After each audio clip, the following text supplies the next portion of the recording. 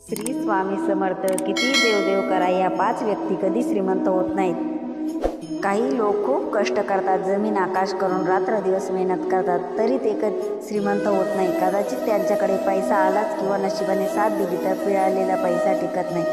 तर आता बघूया त्या कोणत्या 5 व्यक्ती आहेत त्या कधीही श्रीमंत होत नाही. 1. मळकट कपडे घालणारे व्यक्ती. हिंदू धर्मशास्त्रानुसार कधीच श्रीमंत होत नाही. तुम्ही म्हणाल तर कामकाजात कपडे मळतात. कामामध्ये कपडे मळत असतील तर अडचण नाही, परंतु काम नसताना आळशी राहणाऱ्या व्यक्ती कधीच जीवन बदलत नाही.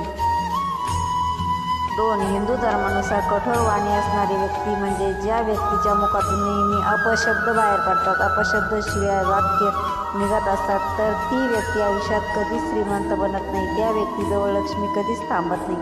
3. सकाळी सूर्योदयापूर्वी उठावे असे सर्वसाधारण सांगतात. त्यानुसार सूर्योदयानंतर ज्या व्यक्ती उठतात त्या आळशी असतात. अशा व्यक्तींच्या आयुष्यात कोणतीच प्रगती होत नाही. सूर्योदयानंतर उठणारी व सूर्यास्तावेळी झोपणारी व्यक्ती कधीच धनवान होत नाही. आळस हा माणसाचा शत्रू आहे. 4. पाय न धुता कधीही झोपू नये, त्यामुळे घरात रोकरावी आजारावर यांना आमंत्रण मिळते. यामुळे बक्कळ पैसा खर्च होतो, म्हणजेच लक्ष्मी घरात थांबत नाही.